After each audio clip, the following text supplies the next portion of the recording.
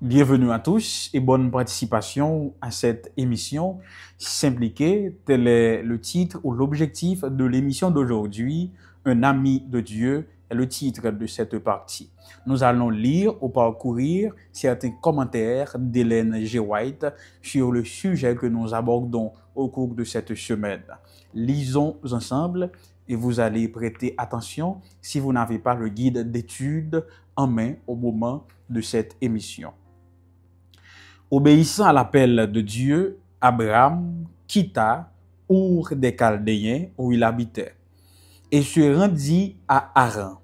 Jusque-là, il était accompagné par la famille de son père qui joignait l'idolâtrie au culte du vrai Dieu. Abraham y résida jusqu'à la mort de Téra, son père. À ce moment-là, la voix de Dieu l'invita à se remettre en route et il obéit, laissant son frère Nahor à sa famille et à ses idoles.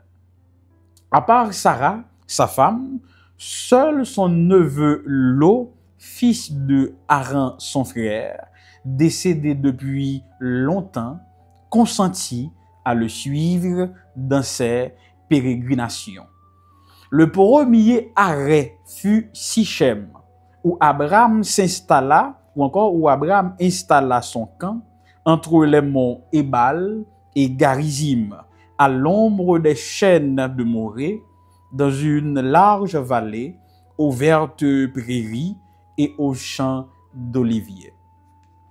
Tout en se cramponnant à la promesse divine, mais non sans de douloureux pressentiments, Abraham se mit en devoir d'y dresser ses tentes quand l'Éternel lui apparut et lui dit: « Je donnerai ce pays à ta postérité. » Fortifié par cette parole qui l'assurait de la présence et la protection divine au milieu des méchants, le patriarche bâtit là un autel à l'Éternel qui lui était apparu.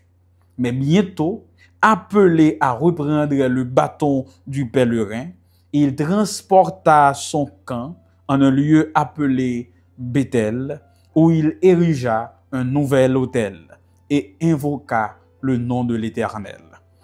Abraham, appelé l'ami de Dieu, nous a laissé un noble exemple.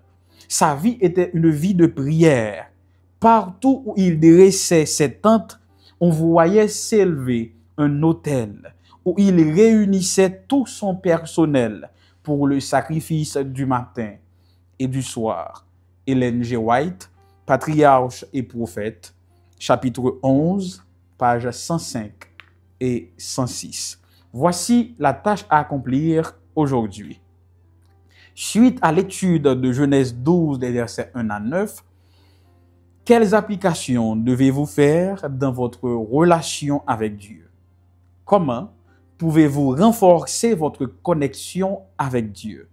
Quelles applications pratiques devez-vous faire lorsque vous vous entretenez avec ceux dont la relation avec Dieu semble brisée?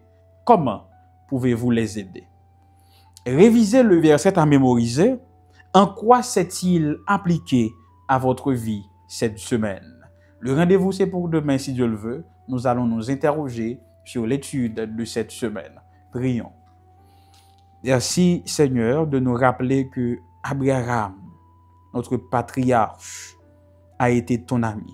Aide-nous, ô bon Père, à parfaire notre amitié avec toi et que cette amitié se reflète dans notre relation avec les autres.